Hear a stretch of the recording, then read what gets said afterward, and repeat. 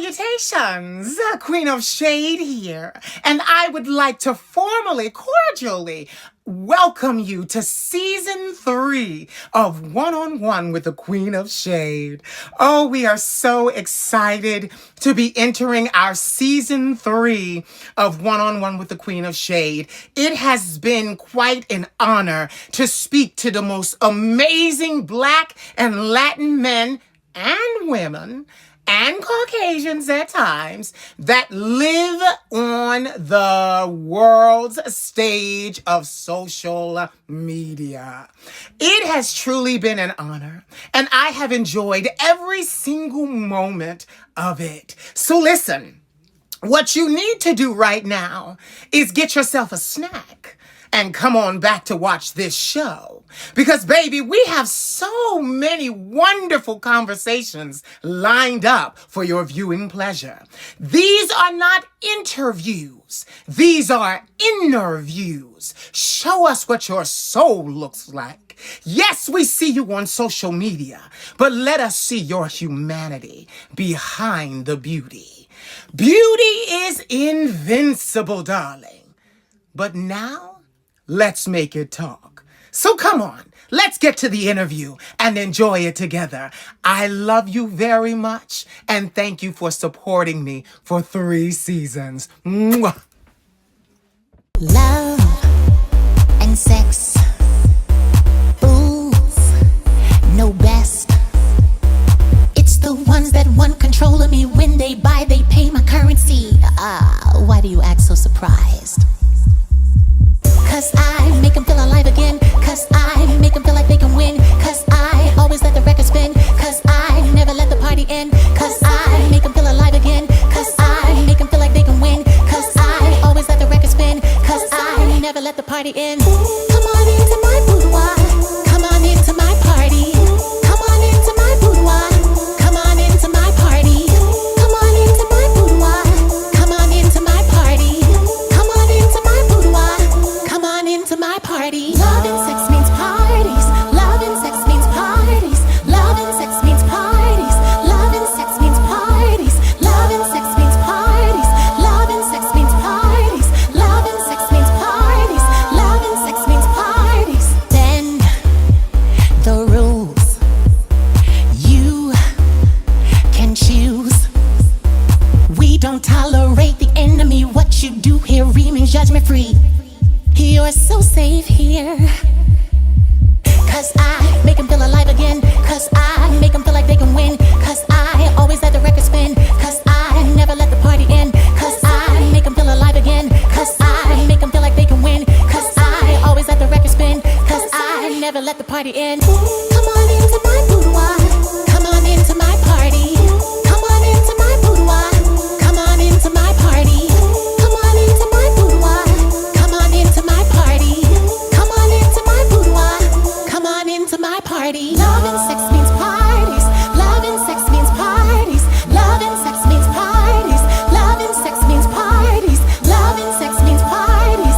Love and sex means parties. Love and sex means parties. Love and sex means parties.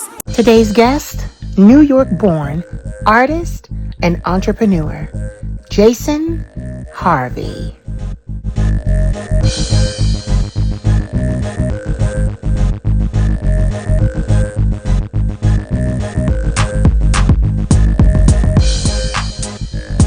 Salutations, this is the Queen of Shade here, coming to you with another special presentation. We are in Season 3 of One-on-One with the Queen of Shade, and we are so excited. We are having amazing conversations with beautiful Black and Latin men and women and Caucasians at times, all from all over the world, and it has been an amazing experience. The fact that we get to do it and have done it for 2 seasons prior to this one just is a testament that when you see or have a vision, you should stick with it. It will grow no matter what or who says that it won't, it will. So I'm living proof of that. If you have a vision, you build it. Having said that, I would like to introduce to you someone who has been to my camera season one of the show when we were just getting off the ground, and they came and they were amazing, and we had an amazing conversation, and I believe wholeheartedly that we are going to have an amazing conversation today. So, ladies and gentlemen, he's all smiles too, so that's good. All smiles. So, ladies and gentlemen, please help me welcome back to One on One with the Queen of Shade, Mr. Jason Harvey.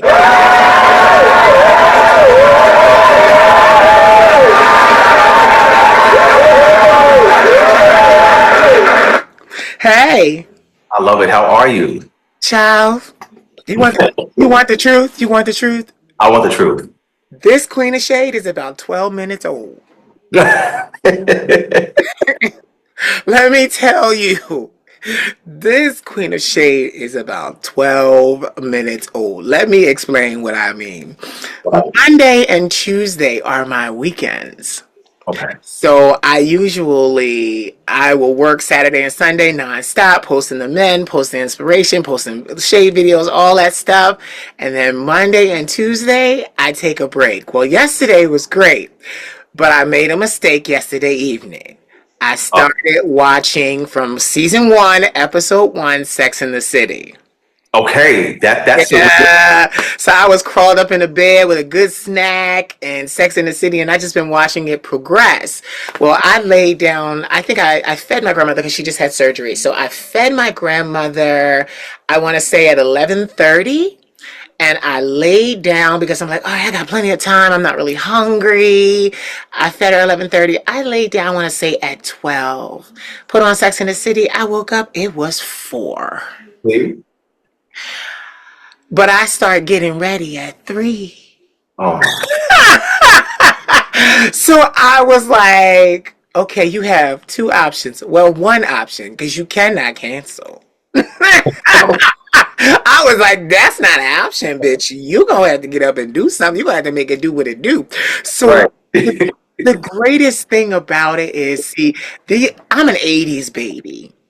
So Same. yeah, so we were raised by our grandparents. They had a heavy influence in our lives. Mothers and fathers there, but grandparents are the ones that really put us together. So my grandmother taught me that before you go anywhere, before you do anything, the night before, you set out your clothing and all the things you're going to need. Yeah. So that's exactly what I did. If I hadn't have done that, so I'd like to thank my grandmother right now for those lessons as I get ready to turn 43 years old the end of September, next week actually.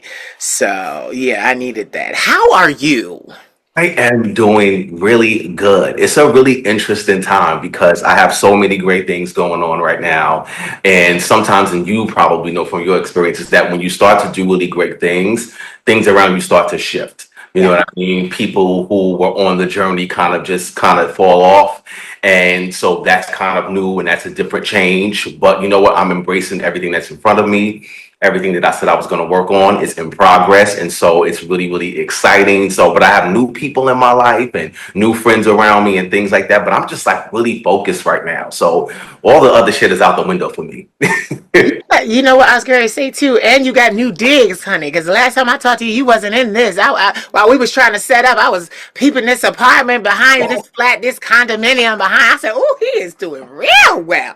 See, what they don't know is even before we did this, we've kept in touch since season one. We've texted, we've had conversations on the phone. We've really bonded. So it's just great to see you doing so well. What city are you in right now currently? Yeah, so I'm still in New York, which is good. Definitely new dig. So definitely a lot of changes from the last time we talked. So right now I have my single out, the new music is out, and getting ready to shoot music videos, some visualizers, and the album is basically complete.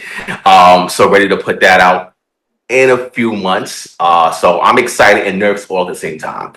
I love hearing that too because I'm a firm believer that you never know how talented a person is until you know that the person is talented. Like, you never know. Like, there's so many wonderful things about, and I will say this because I did a meme the other day, me and my vicious memes. I was like, one thing you will never find. No, one thing you will never see, one thing you will never encounter, one thing you will never come across, run across by happenstance at 2 o'clock in the morning on the way to the gas station. You will never, ever, and I make sure I put ever, find a black person with no talent. That's right. Not possible. That is It is right. not, like, literally, I'm a firm believer. It is not possible. We may not all have the same talents, but black people, it's genetic. We are talented people, period. So, I agree. nobody argued with me when I put that meme out either. They were just Oh, like, no. No, I agree. So tell me, what is this? So you make music. Everybody now knows you make music. Oh, no.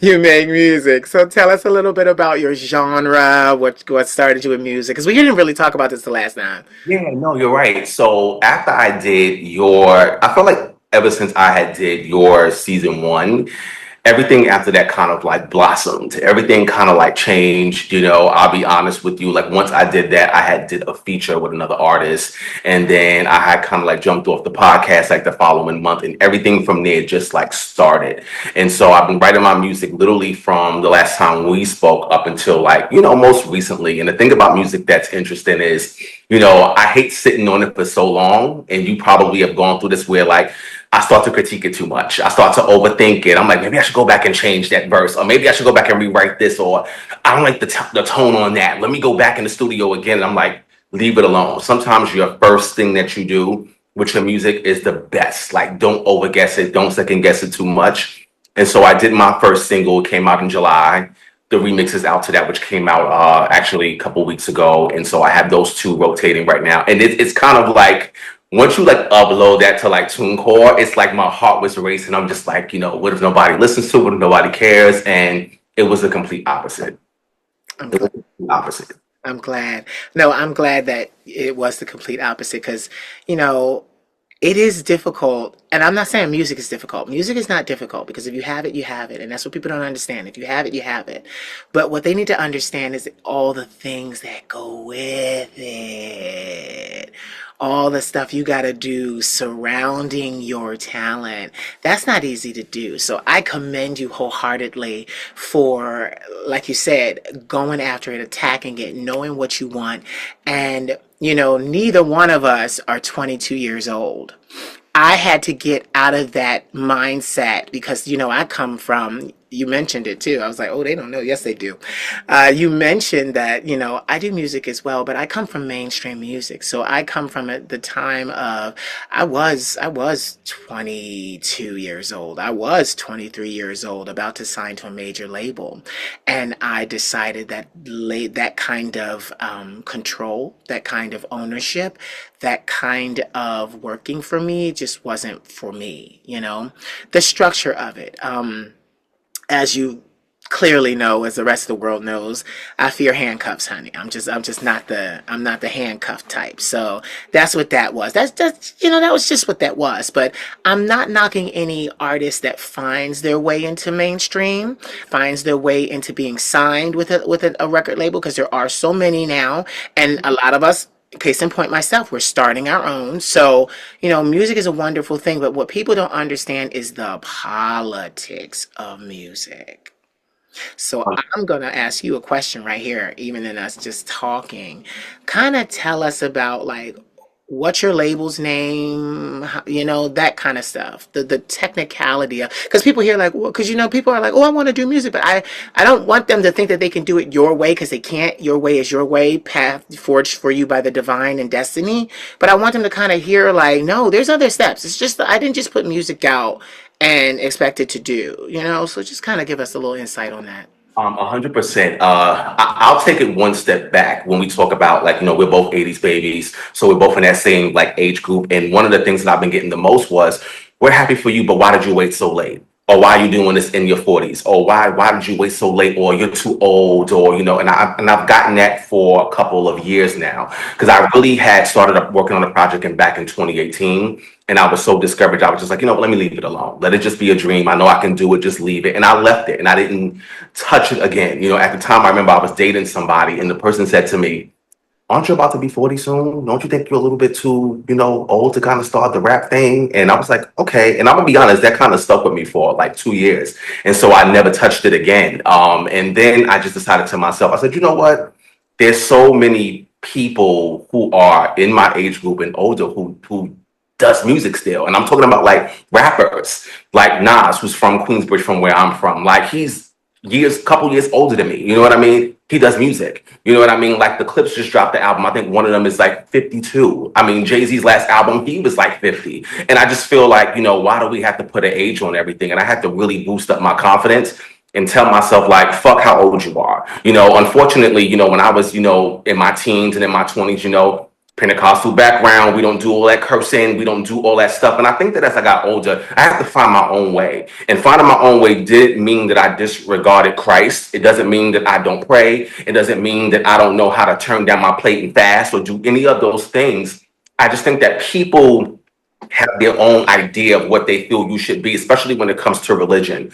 And so now where I'm at my age, I say, you know what? I can afford studio time. I know how to source producers and find the beats and the music that I'm looking for. And I said, you know what? I'm going to go in there in the studio. I'm going to do this. I'm going to write and come up with, what I want this project to feel like, what I want it to be like. And I had to get all of the opinions out of my head, even though people still have opinions and they still talk. I'm just like, nah, fuck that. Like, this is what I want to do. Unfortunately, we come from an era where people don't understand. We didn't have, when we were teens, we didn't have Instagram.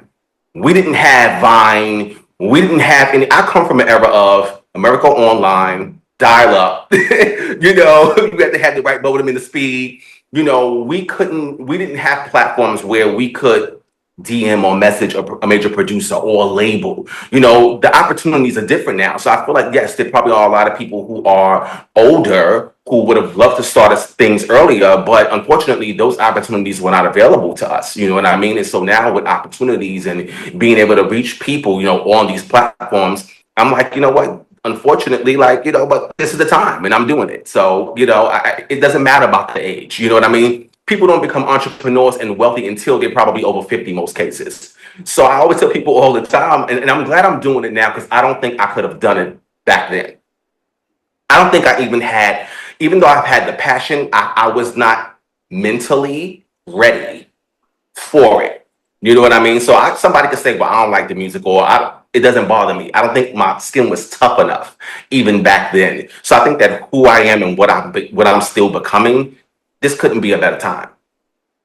Listen, I didn't say nothing the whole time you were talking because I didn't want to interject. I wanted them to hear every last word of that because I want to tell you something. Coming from a situation where I was going to sign with a major label in my 20s, early 20s, and walking away because of the control, there's a reason they want you that young.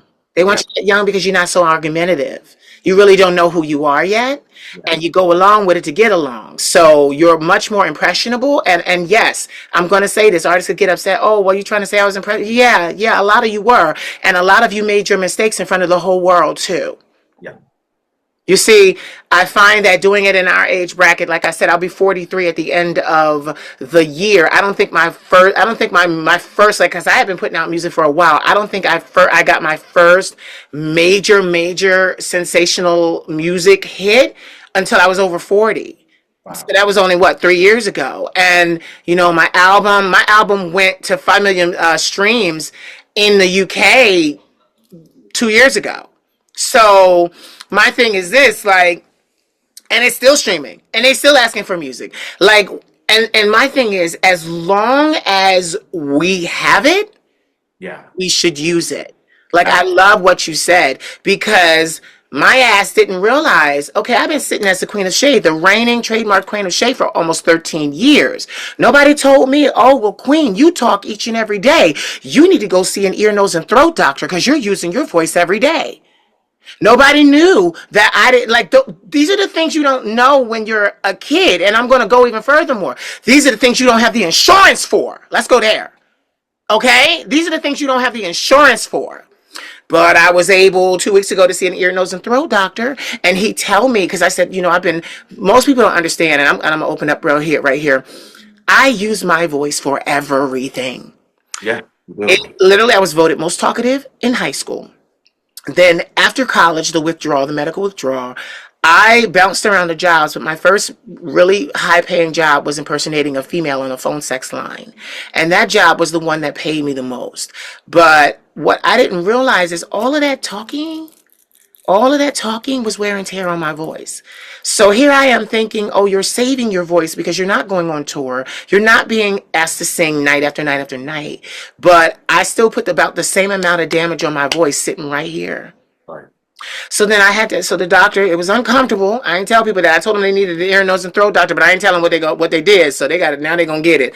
So I'm talking to him and I'm like, listen, I can't access any of my register. I can't. Like, I'm having nothing. And what people didn't understand is I've been doing a lot of my cathedral sessions because I've been very, very hoarse. So my cathedral sessions, though I can hit those notes, those are the only things that I can do right now. That is the extent of my voice that I can use. The rest of my voice I don't have access to. And nobody talks about the fact that you need to be taking care of your instrument. So what he said to me is, and I asked him, and he could see the fear in my face. And he's a very handsome man too, handsome Caucasian man. But he looked at me. Yeah, he is. But and they love us. But so he said to me, he was like, listen, there are no polyps. You don't have any polyps. You don't have anything long lasting. He says you don't have any long standing, long term damage. He's like, your voice is going to return. He said, but you already said that you use your voice to make a living. So then what he did was he immediately said, I'm going to refer you to a speech pathologist, and not just a speech pathologist, someone that works on how to conserve a person's voice when they use their voice for their profession. I wouldn't have known that at 20. I wouldn't have known that. I wouldn't have been ready for that. You see, you don't see those kind of things, those kind of problems, till you start going on tour, till you start doing this. A number of artists, even Adele, had to have work on their voice, had to have, surgeries, and I didn't want that. So I figured, oh, I'm just talking. No, he let me know. He's like, Bjorn, you use your voice every day, all day. So he was like, you need to start to have a therapist that shows you how to use your voice better so that you're not back in my office with polyps. You're not back in my office when it's completely gone. And I was like, and a lot of people, and it's funny that you say that because I'm kind of hoarse right now, but I just woke up. But it's kind of funny because a lot of our mainstream artists right now, they face that firing squad. Yeah. They go out and they sing, and they don't want to take you through and Debbie down you, basically, and tell you about all the times they had to go sing when they didn't want to go sing, and go travel to city and state to state and tour to tour. They don't want to tell you all of that. But you look at them, and there are a couple that come to mind, and I'm not going to name any names, but there are a couple of them that come to mind, and they don't sound like they used to. And what's worse is they have to go out to the public and they have to sing these songs when they were fresh. Yeah. When they were at the height of their vocal ability. And they have to try to, and it's painful to watch. It's painful to watch them struggle through these songs. But I watch because I watch from a standpoint of, baby, you should be able to tell us that you can't sing this song right now. You should be able to tell us that you don't need to do this. And our industry does that. Our industry is like, no, you should go out there and sound like this all the time. And what people don't understand about our industry, and I'm glad you went this way because this has really been in my head, is that, yeah, they want you 22 and inhuman. Yeah. They want a machine. They do. They want a machine they can control. They want a machine that's going to pop out hits, and that is all they want. And they want limited fuss from you. They want you reading the contract as limited as possible. Because when you're young, you don't do all that.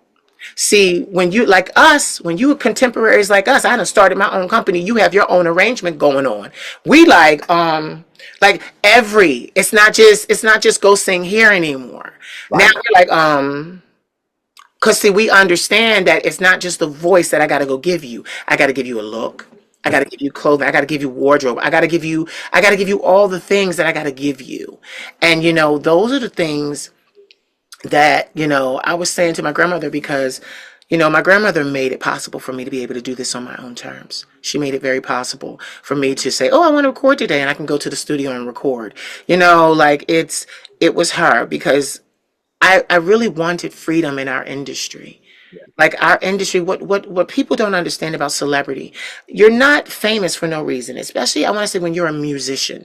People don't understand all that you sacrifice.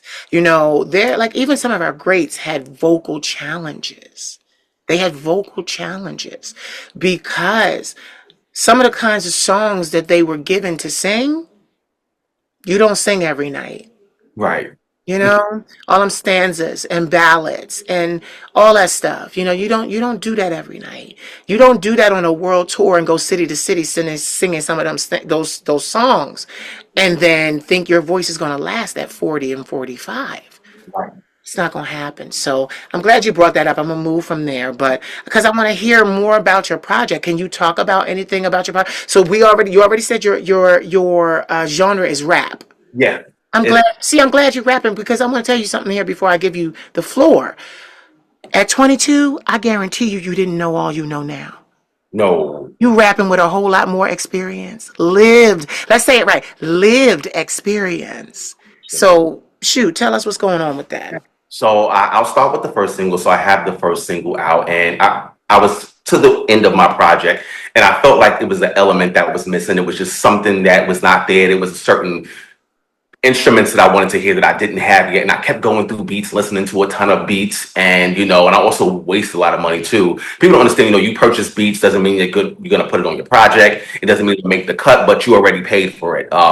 So I finally heard this particular beat to my single, which is called The Archive. And I wrote to it almost like immediately. And then when I did it, I let my team hear it. And it was like, this is the first single. And I was like, no, but I like this other single. But they was like, no, this is it. And I'm glad I went with it. And so the single is basically, I mean, it's kind of shit talking, but it's basically where, especially in our community and just all over too, people are so shallow.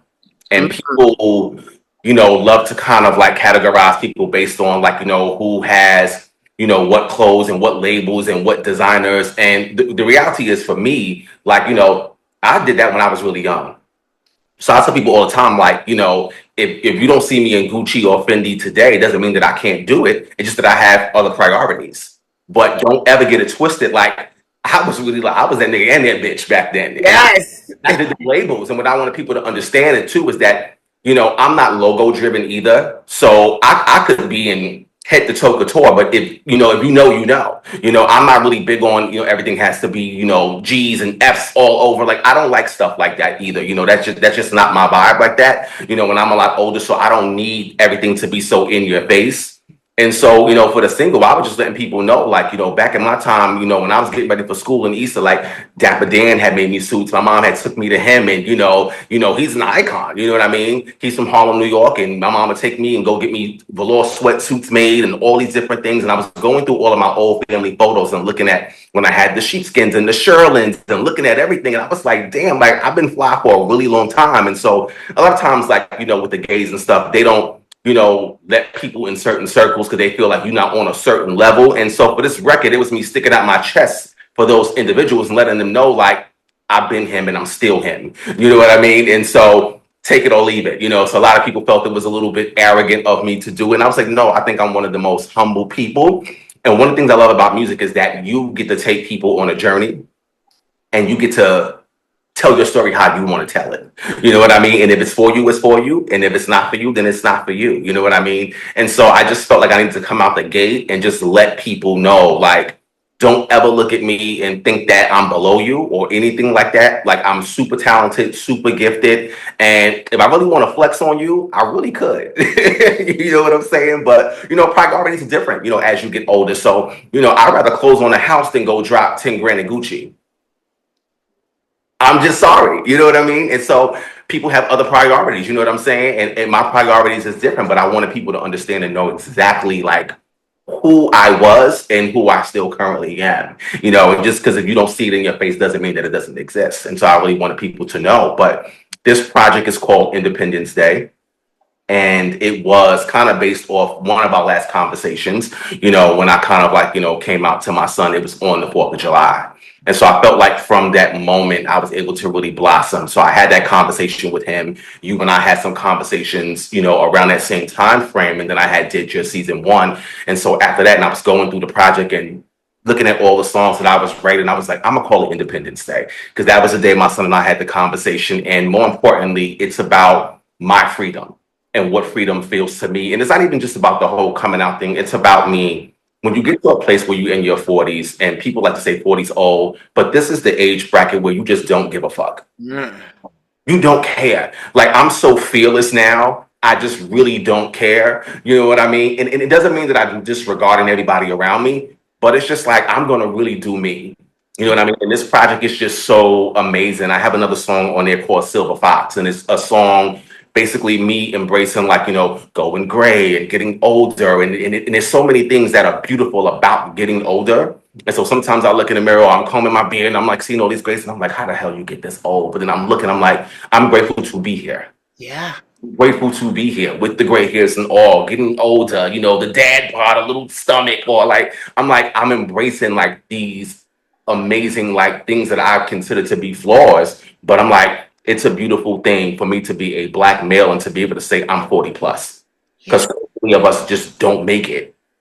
But I'm here. So it's a really, really, really good thing that, I'm in that space. So, it's really good. So, I take on this project, I take people on a journey.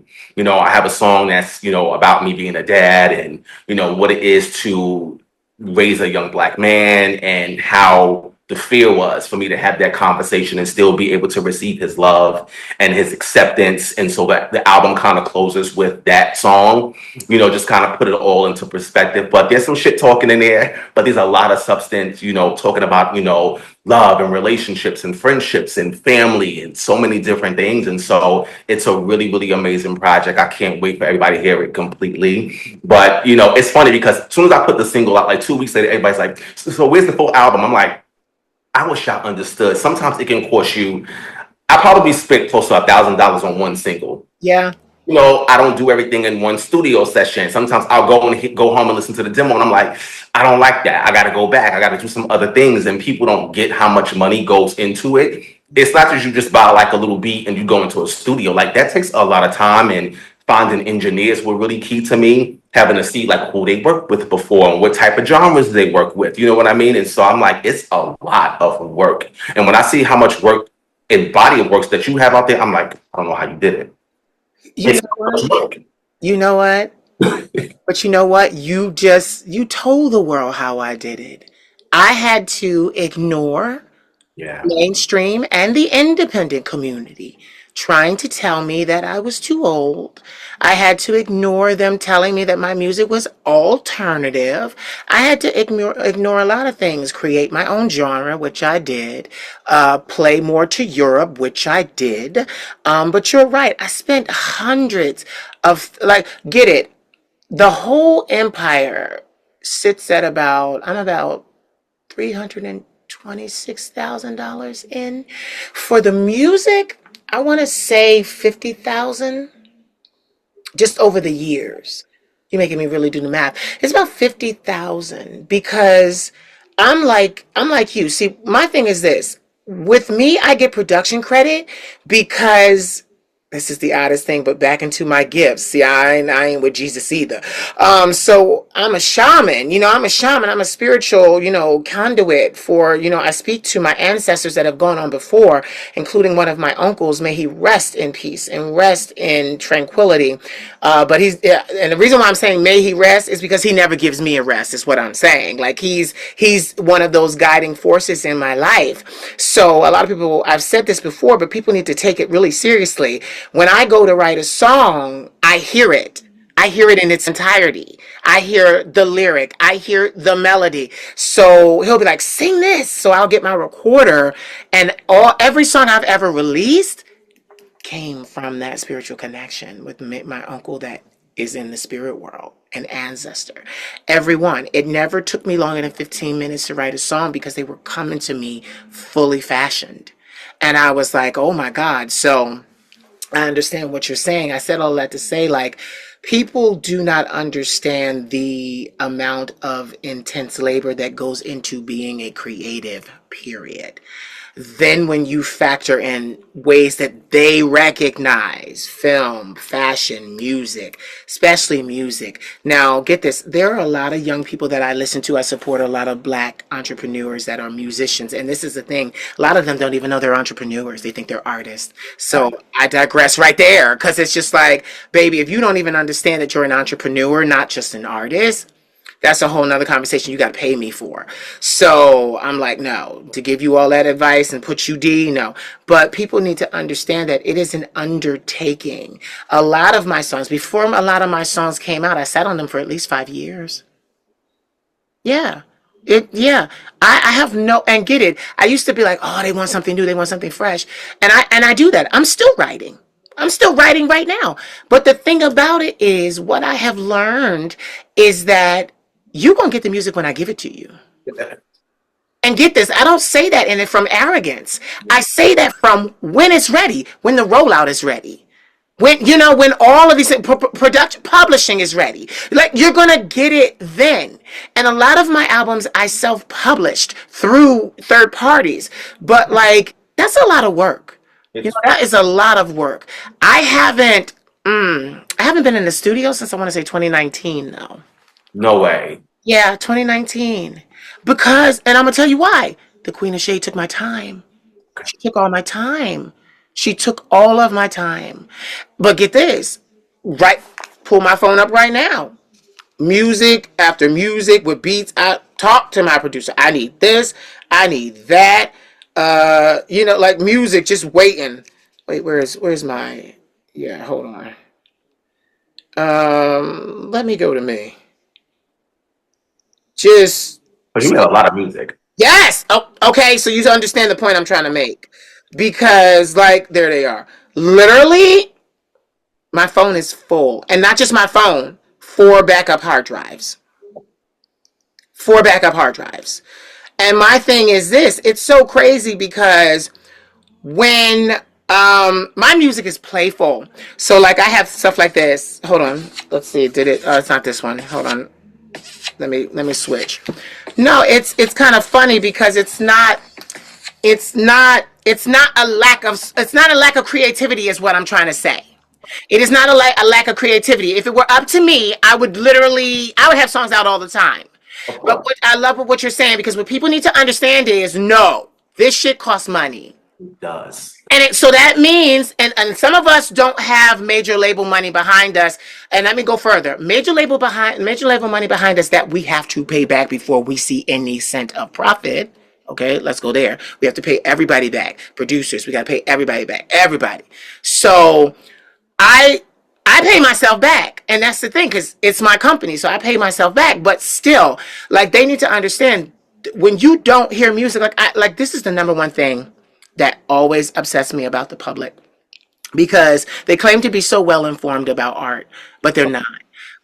They'll say things. I'm not going to mention any artist names because I don't want them to, but they'll always say an artist is underrated. Oh, we should hear her more, or we should hear him more. Oh, they're so underrated. And it's like, no, you need to understand something. They're not underrated. Their record company didn't approve the marketing. They didn't approve, the production. They didn't approve their time, because see, that's the thing. A lot of people don't understand.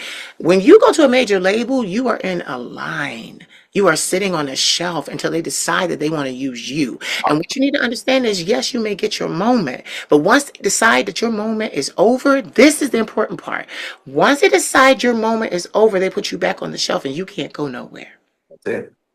That part.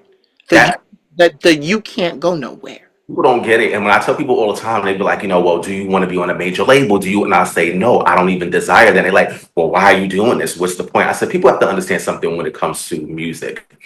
It's really possible to be your own label. It's possible to be your own brand. I get to sit down and create my own vision boards and know what it looks like for me. I get to create my own looks. I don't have to have a bunch of people doing all of those things for me. Now, it is a little bit more difficult when you're doing it yourself and you're funding yourself, but I would not want to be controlled, especially the way the industry is now, where people are not. I look at the industry now, like I look at, I don't want to say the name, but it's an artist who's out there currently like pushing their own CDs right now and pushing their own vinyls. And I get it. Like, I get it. We live in a streaming world. People don't understand, like, you don't make a whole lot of money off streams until you get to a certain level of streams. Like, people are like, oh my God, your single's only been out for 2 weeks and you have like 15,000 streams. I said, that's great for me being a brand new artist. And I'm very proud that 15,000 people tuned their ears and said, okay, I want to give this a listen. I appreciate that. I said, but if I showed you my TuneCore account, that doesn't equal much of anything. I can't even go back into the studio to record another record on that. So people don't understand. So I just leave that money sitting in the TuneCore because I'm like, it ain't even enough to do anything. So people have to understand. It's not. I don't have a Laura Roach going out there pulling tons of clothes where I can wear and he's sending them back. And I don't have that. So people got to understand when you are an independent artist. And I always tell people too, like in support. So if I put out a single and it's a pre-order and it's 99 cents, like, you need to do that because the streaming is really shit. It's really nothing. You know what I'm saying? People don't understand how hard it is to get 100,000 streams or 1 million streams. Like, that is a lot, and people don't understand. Like, it's so much, like you said, the politics. Like, if someone listens to 5 seconds of my song and they don't even feel moved, it doesn't even count as a stream. There have to be a certain amount of seconds. And so I'm learning all the business and the ins and out. Like, people don't understand how this really works. It's really tricky. You're right. I had 5 million streams on my album. I made under $800. See? I ain't mad about it, but Right. but it cost me double, triple that to make the song. But see, the reason why I say that is because then when people ask me, "Oh, are you going to do a new album? Are you going to put more music out?" Of course, but I need you to understand, I'm paying for it, and I'm not going to. I'm going to use a big mainstream word here. I'm not about to recoup what I spent for that song. And Chloe Bailey, here's a name because I want them to know where it came from. Chloe Bailey was sitting on the Terrell show on YouTube, and she was talking about how and I loved it because I was like, thank you, Chloe. She was like, people don't understand that the moment you make music, you are losing money. And she said, in today's climate of music, you are not making music to make music. You are making music to secure a brand deal. She said that.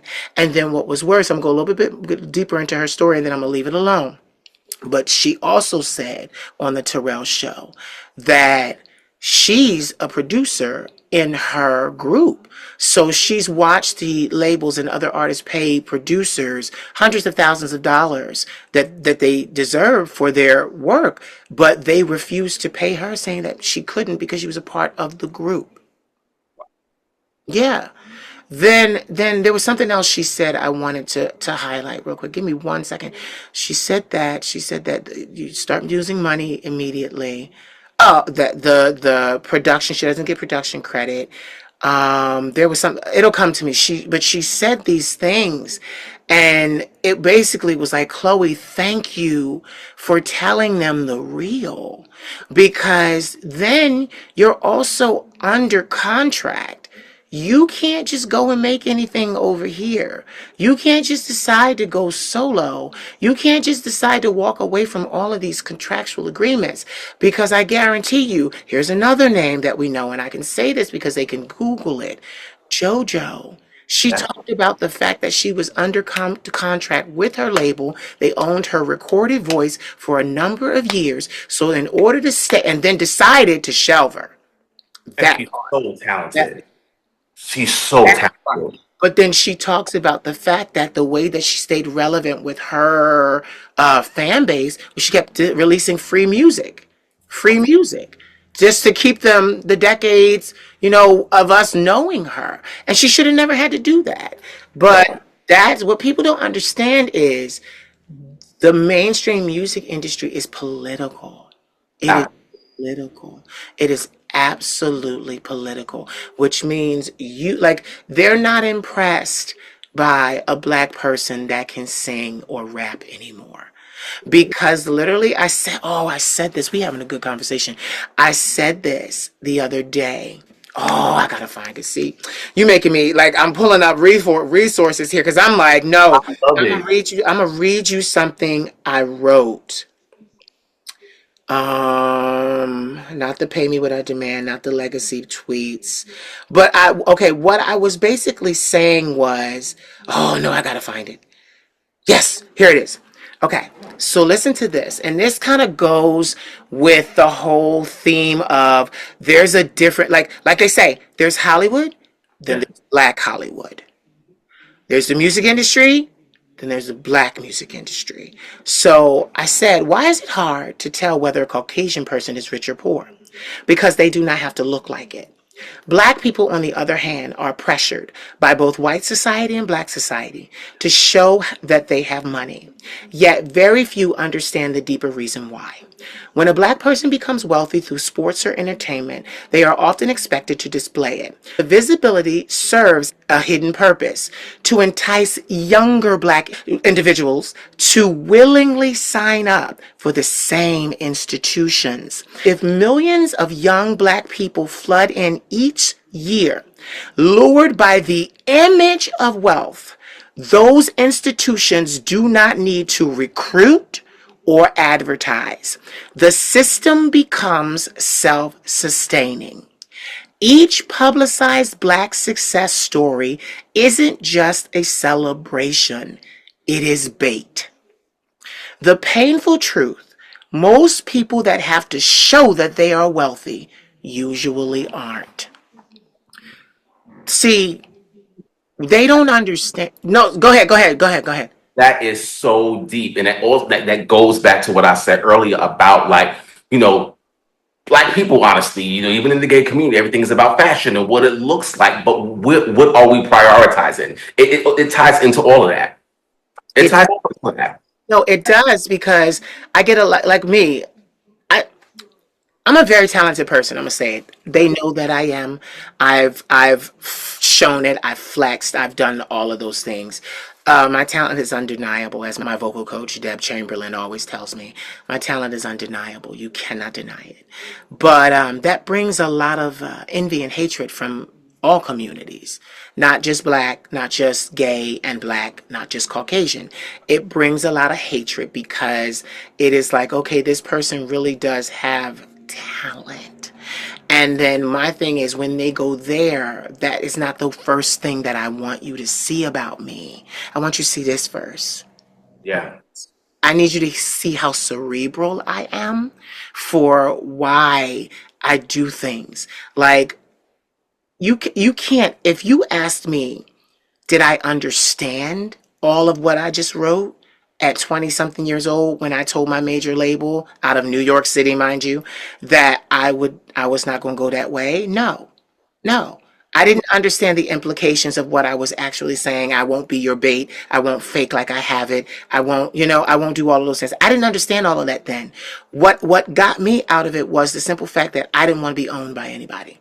And they were upset with me. They said, we want to make sure your voice is heard by people, millions of people all around the world. And you want to tell me you want to sing in fucking coffee shops. That's what my A&R said, because I come from that time. I had an A&R. He has since moved to Australia to pursue and help manage his wife's career. She has a big career in Australia. But he has called me several times to say, I knew you could do it. I knew you could do it. I knew that you had it. And even better, you did it on your own terms. Like, people don't understand how important it is to not see us as dated. Like, we are not dated. We are entrepreneurial artists. That is what we are. We are entrepreneurial artists. That means that not only do we create, but then we also build in all of the crutches that it needs to stand around it every single day. I don't get a break. Like, I don't. Like I told you, my ear, nose, and throat doctor said you need to rest your voice. So I've been resting around here. Like, when I'm not speaking or doing or this, I'm resting.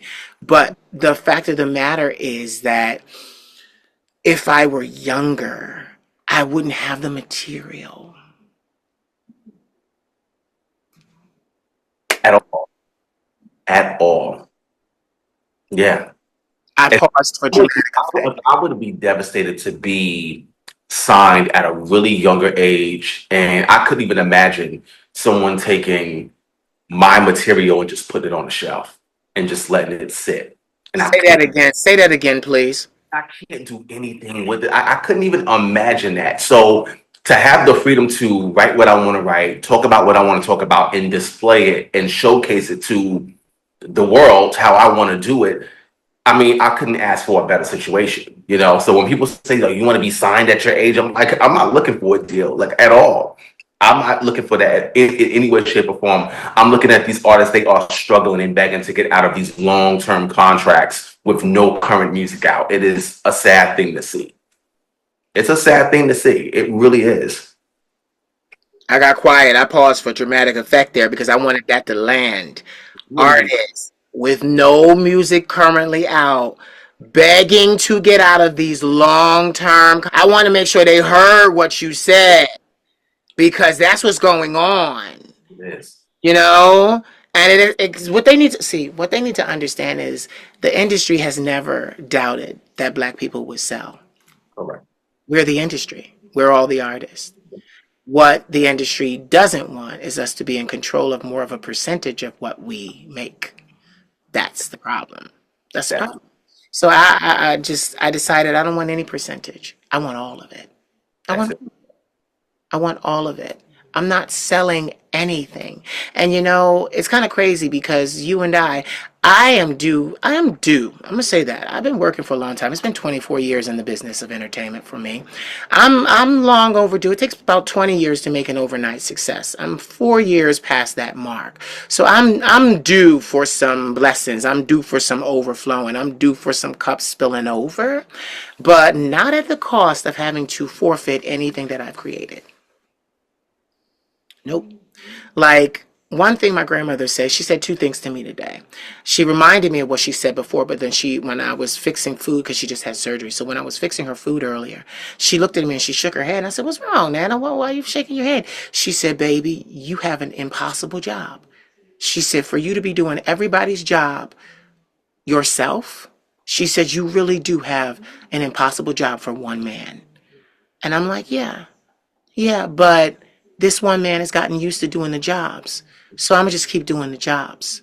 Like little like I don't let people in and out.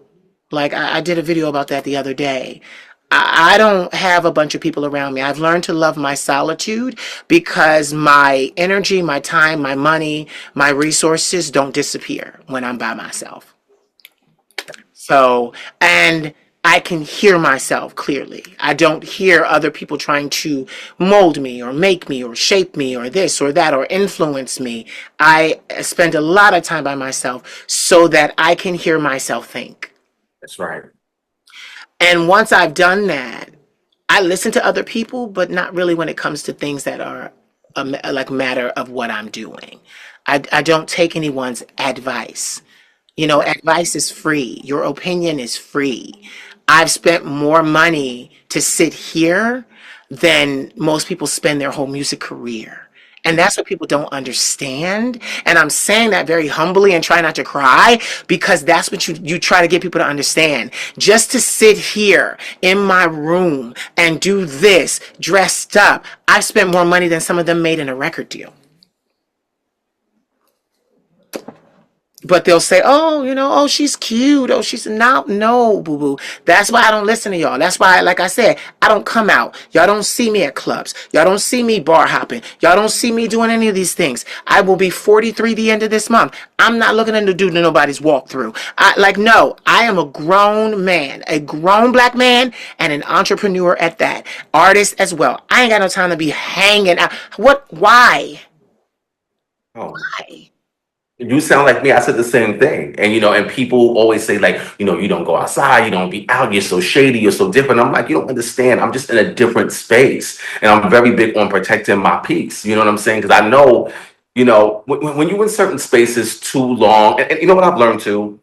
I'm learning to I've learned to set boundaries with people. And I feel like in setting boundaries, it has pushed people another way. And I'm not difficult, but I have to set boundaries. You know what I'm saying? I feel like a lot of people sometimes they don't appreciate when you're present. And so sometimes you got to stay away a little bit, make people miss you, and then you come around a little bit because people don't appreciate people sometimes. Sometimes that's why I don't do the walkthroughs and I don't do the clubs. I'm like, I get to see y'all on Instagram. Like, I don't need to see y'all. If I see you in the street, I see you. If I pop out for a drink and you happen to be there, it's all fine. It's all fine and fun and games. It's cool. But I'm just kind of past that. You know what I'm saying? If I have to perform somewhere, by all means, I'm going to perform and say hello and be kind and be nice, and then I'm out. I'm in and I'm out. I got to go. But I love what you're saying though, because it's one of our famous housewives said that if it ain't about a coin, don't call me. She get it. She's also a woman of a particular age. If it ain't about a coin, don't call me. And then where I'm at is, even if it's about a coin, if you think that you can take and pay a fee and then have this monkey on display for people to come up to and poke and veneer, and just because you paid me, I got to stand here and take this. I don't do none of those things. I don't do none of those things. I don't have the time for that. Why? Oh, because I hear new music in my head and I need to get it down. I need to get it. I need to do my rough. I need to come on, hash out the melody. I need to do all that. I don't have, as a young person, I didn't have any business to mind. Yeah. Now I got a whole lot of business to mind to myself. 100%. And I've had a conversation with some other artists, recently. I'm cool with a couple like independent artists that are really, really great people. And, we were just talking, especially like within the community, they love for, people to come out and perform for different things and pride. And a lot of people, they don't pay. And that's not me taking shots or shade at any, what do you call them, promoters or, party throwers and things like that. But in all honesty, I find it really odd that a new artist like myself, you would want me to come and to be in a look. I have to go and buy a section and bottles and hookah and have my whole team or whatever friends I want there. I don't get, and then you'll bring on another act that you'll pay. And I find it weird sometimes. Like, you will not want to pay the LGBT artist, but you'll pay somebody who's not even part of LGBT, who really, like, why they even here? You know what I'm saying? I get it. You want to have certain people come in from different like shows or loving hip hop because they're going to draw revenue and tickets, but you don't think that the LGBT artists, independent artists, should be paid either? So I don't believe in hopping on planes and flying places to perform, and I'm not going to get paid. Listen, you are what I am. We're legacy artists. I'm just really not going to do it. And most people say like, oh my God, you're so arrogant for a new artist and no one knows you.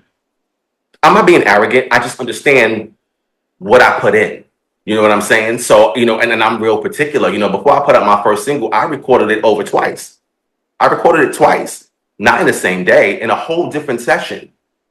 So people don't know, like, if I go in there for a couple of hours and I'm spending $500 to record for 2 hours, and then I go do it again, it's $1,000 to record one record. That doesn't include the beat. It doesn't include any mixing, mastering, engineering.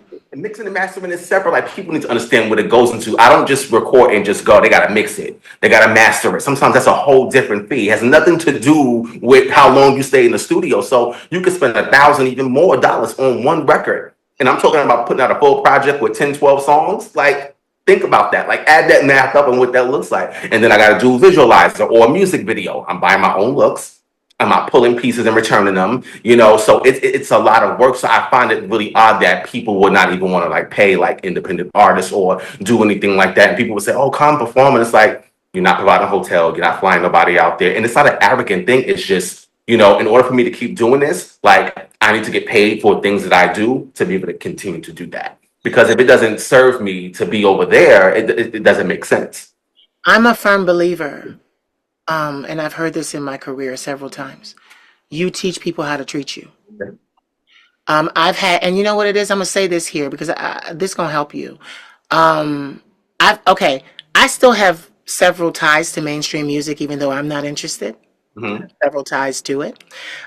People that admire my work, people that admire what I've done, they admire my voice, this, that, and the other. And I have literally had those people say to me, you're doing it right because you didn't come out offering your music to be listened to and downloaded for free. I set a price the moment it came out. And I got respect in the industry of music for doing it that way. You will never get a free download from me. Like you said, when I spent thousands of dollars to give you one song, because I have two studio albums out, three instrumental albums for the runway. I haven't made my money back yet. They've been out for a minute. But the thing about it is, I find that when you don't do what they expect you to do, and I'm going to be honest, when my first single came out years ago, I'm talking 2007, 8, somewhere in there, I was doing the circuit. I performed at a couple fashion shows locally, this is that and the other. It was great, but it was chaotic. Yeah. It was chaotic. The audience was great. Now, mind you, the audience was great. See, and that's my thing. That's why I tell people, I don't want to let the audience down, but don't think you're going to do something or ask me to do something and not pay me, and that the audience, their applause is going to be enough. So I made up in my mind right then and there that I would not do anything without being paid. So mind you, I didn't even have the whole album out. I released Black Stilettos, which is still one of my very most popular songs in Europe and here in the ballroom scene. That's where like they don't even understand. In ballroom, my song Black Stilettos got legs. Because I remember a couple of the ballroom queens when it dropped. They said, honey, we took your song to the ballroom and we did this. We played this. They said, girl, the shit went off in there. That's the song. So get this. I've had people approach me to buy it. They want to buy it. My problem is that's a one-time sell. Yeah. I'm not doing that. No. I'm not doing that. No. I'd rather hold on to it and make nothing. No. And let me add to this. Nothing right now. What people don't understand is, and when you were speaking, I said it, but you were speaking, you are not a new artist. You are what they call a legacy artist. A legacy artist has lived a life. A legacy artist has more to talk about. A legacy artist, though they can give you the popping bottles, though they can give you a look, though they can give you this, a legacy artist has wisdom and experience. It is music for a more developed, better developed palate. So I want to impart that to you. When people say, oh, you're a new artist, sweetheart, I am not a new artist. I am a legacy artist. I am building to have something when I'm done. That's the difference. That's powerful. Yes, it's something I coined. I said that. You are a legacy artist. Legacy artists, they're not here for today. They're built for tomorrow. And I'm going to tell you something. There's a reason why. Because with all these new artists out here, do we hear their songs in heavy rotation everywhere? No. Do we hear their songs on television commercials? No. What do we hear? The labels are pushing and spinning all the music they already own. Yeah. So that means that I shouldn't take offense to low streams right now, because 10 years from now, that song is going to pay. Boy George, I love him. He was mainstream for a while, for a long time. Boy George said, one of my songs paid for 5 houses. But you have to understand why he didn't let the song go. Think about all the songs. Like, look at this. We love Madonna, but we love Holiday. We love Like a Prayer. We love Papa Don't Preach. We love when she was in her whole Kabbalah moment. I love those songs. We love Frozen. What I'm trying to illustrate is I get goosebumps because the ancestors just touch me. What I am trying to illustrate is that things, especially music, it accrues interest over time. Yes. You have to let it have its time. I agree. You really do. Say, did you want to add to that? Ooh, wow. I mean, that's incredible. No, you're right. I mean, that's just, that's so powerful to say you're not a new artist, you're a legacy artist. Yeah. No, you ain't no man. This ain't no hop. I just hopped off the step in a brownstone step in Queens or the Bronx or Brooklyn. This is I've been living Yeah. 40 something years, baby. I'm gonna teach you something, and if I decide to make a song popping bottles, I can afford to do so. That's it. That's it. That's it. We can do all the current stuff, but we have too much substance and too much that we know to just give y'all anything. That's the word. Substance. That is what a legacy artist has. Substance. Substance. Because I'm going to tell you something. When music is done properly and music is good, they're not going to care about how old you are. Yeah. They're not going to care about how old you are. No. What? Are you kidding me? They are not going to care. They're not going to give two fucks about how old the artist is. They're going to resonate with what the artist said and how it made them feel. Absolutely. Absolutely. I was just watching an interview recently, and I believe that they're on tour. It's Shaka Khan, Patti LaBelle, and Stephanie Mills. And I'm looking at them and I'm saying they're still going. I remember hearing them as little kids, 5 and 6 years old, and to still see them. I'm like, that's insane. But there's still a need for them. And when I look at people like that, I'm looking like, fuck the age thing. Just do your big one, have fun, tell amazing stories. Like, somebody's listening. A lot of somebody's. You know what I mean? And so I'm just like, the industry is definitely, different, but own your own shit. Be your own boss. It's so important. It's very, very necessary. So this experience and this new chapter for me with the music, I'm just like, wow, it's a lot of work. So I look at you and I commend you because you have the music and you have this platform. Like, this shit takes work. People don't understand. Like, it's not just setting up a call and just going, okay, let's talk and let me just post it. Like, no, you got to edit and you got to have the right colors and all different. Like, we don't just throw shit together.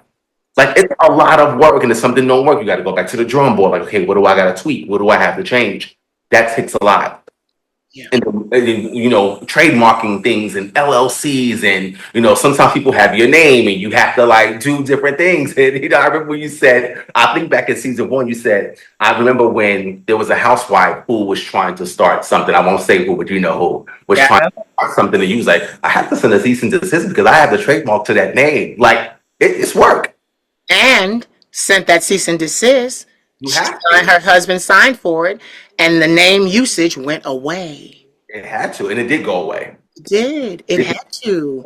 It had to. And now I'm even more like I've expanded my trademark even more into like literary work, merchandise, and there's a lot of things that this trademark is doing. Mind you, $2,000 extra every time you do it. See, it's not just the $2,000 you initially pay. Every time you extend it to a new category, and if you're using a lawyer, it's even more than $2,000. So I'm expanding. And I'm going to tell you something. I'm not going to stop expanding until it's a worldwide trademark. That's right. That's right. Period. I live for conversations like this because I didn't even expect it to go this way. But I want them to take away this because when I do the synopsis and I do the recap, I want them to understand that this conversation started between two entrepreneurial artists, legacy artists. I want them to understand that we discussed our projects, we discussed our standards, we discussed being too busy to be bothered. We discussed being old enough to know better. We discussed being wise enough to charge for ourselves. We discussed not just being fortunate or grateful to receive an invitation to perform for free. We discussed all of those things because I want them to understand they're going to be able to look back on this. That's why I'm saying this. They're going to be able to look back on this. When our name is in lights and it is there because we put it there, they're going to be able to look back. And that's the thing, every word, because each and every day that you and I rise, we rise to tackle more of this on our own. Absolutely. And yes, it does help to have a team. I do have people I work with. I am not completely alone. But for the most part of me, the brainchild, That's you. Yeah. Yeah, And it's you. that's right. And you're doing all of this and raising your son. You know, before we close, I want to talk about him real quick. How the hell is he? He is good. He is at that age. He'll be 17 in October. So, he's getting, he's at the age, he's trying me and testing me. So, I had to put him on a little, change his curfew and shorten it yesterday. So I know he's probably a little bit mad at me right now. But, coming home a little bit too late, not keeping track of time. But other than that, he's doing really good. School just started for him a few weeks ago. He made all honor classes. So I couldn't be more proud. Sometimes when he does make little mistakes, I be feeling so bad to like have to yell at him because I'm like, damn, you do so good, but I still gotta like crack the whip if you just get out of line because I want you to be alive and I want you to be safe. And so when I say be home at a certain time, I'm not trying to stop the fun, but I know how these streets can be, and I need you to be safe. And sometimes I got to raise my voice and be a little bit loud and go crazy. And I hate to do that to him because, we have such a cool relationship and he does so well in school and he really does nothing wrong. I'm so grateful for that. But he's doing really, really good. I believe next year is prom season. So I got to be prepared for that. So I already know that that's going to be crazy, but he's doing really, really, really well. I mean, he's so proud of me. He's like, I can't believe you did your music. And I was able to bring him to the studio when I recorded my first single. So he was there with me. He's like, Dad, I can't believe you're really doing this. Like, it's really happening. And then in the studio, they had like the plaques for like the rapper Pop Smoke, and he took pictures in front of it. And he was calling his friends, like, look at the plaques. This is so amazing. So it was nice to bring him on a journey. You know what? Kids do that. My nephews, because I don't have children myself, my nephews try my patience a lot, but they're gone. I'm an empty nester now. They're both out in the world. They're 23 and 24 years old, but I still get the, can you loan me $30? Because they know how hard I work. They know how hard I work. They know I'm doing something worth doing. So. I imparted to the one, he's such a business savvy young man, and he says it all the time. I get it because I watched you work for years at this. I watched you do this for years. And I show no signs of stopping or slowing down. No. So, okay, mister, I done took enough of your time because the time is of money. Time is of the essence. It costs. So listen, tell us, okay, you said you have one CD out right now. When is the album dropping? I don't know if you have a date for that. If you don't, So it should be out in December. It's slated for December. So right now, my current single is called The Archive. It is on all streaming platforms. It is on your iTunes, your Spotify, YouTube. It's literally everywhere. Pandora. So that is out. Also, the remix is out as well too. My second single will be out in October. do you go by a pseudonym or do you go like? Can they find it by typing Jason Harvey or is it a pseudonym? Jason Harvey. I'll pop right up on your Spotify or your iTunes. It'll definitely pop up. But yeah, so the single's out. The remix is out as well too. Single number 2 is called Atlas. It's really, really, really amazing. Amazing producer. That'll be out in October. And then following that second single will be the full project. I'm so excited for you. Congratulations. You did it. You did it.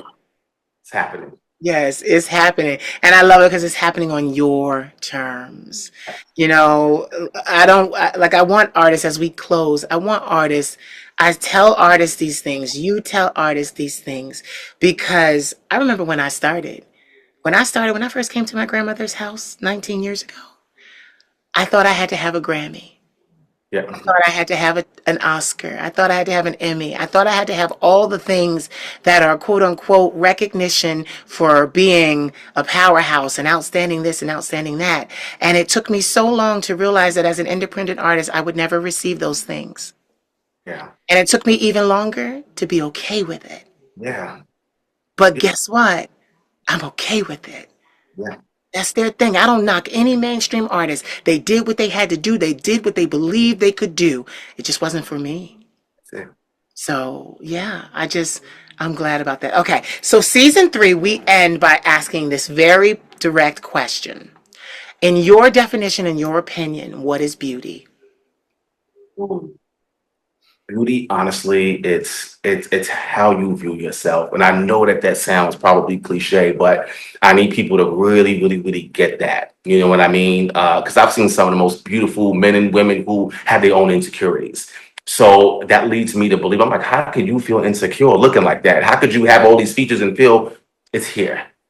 Beauty. You gotta dig deep in you. You gotta like look at yourself in the mirror. I don't care if you have to affirm yourself every morning and say, you know what, I'm beautiful, or I'm handsome, or I look good today. Do it. Do it until you believe it. Beauty is really in here. And when you begin to believe that for yourself, it radiates on the outside and you will draw everything that needs to come to you that's for you. It'll be for you. It's in here. Dig deep inside this. Yeah, I'm one of my songs is called Prototype. It's a real good song for me to affirm. I can't be knocked down. I'm running things. I reign supreme. Like, yeah, you got to tell yourself those things. So, ladies and gentlemen, you have heard the vocal stylings of Mr. Jason Harvey. Go stream his single. What's the first one called? Archive. The Archive. Everyone, go check out Jason Harvey's new single, Atlas, and look for his project, Independence Day, in December. Ladies and gentlemen, Mr. Jason Harvey.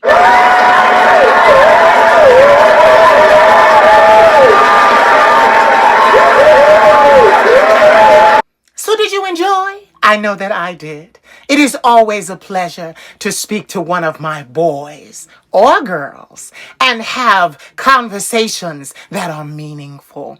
I hope that this conversation gave you a few nuggets that you could take into your own life, activate, and get changes and results for the better. So, listen. If you haven't hit the subscribe button yet, you might want to do that. Subscribe to my YouTube channel, The Queen of Shade. And then after you do that, you need to go to my main page. Scroll down to season 1 and 2 and watch them both. I love you.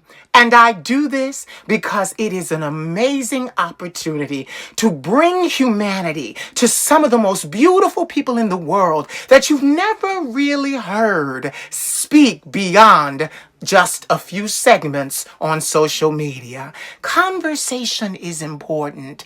Back and forth, the dialogue, networking. It's how we all get anywhere in life. Trust me, baby. If you're not networking, you might as well start, because I guarantee you, networking will get you further than any money exchange ever could. As I said, I love you. And remember, I am the Queen of Shade. That is a fact and not a mother opinion. Mwah.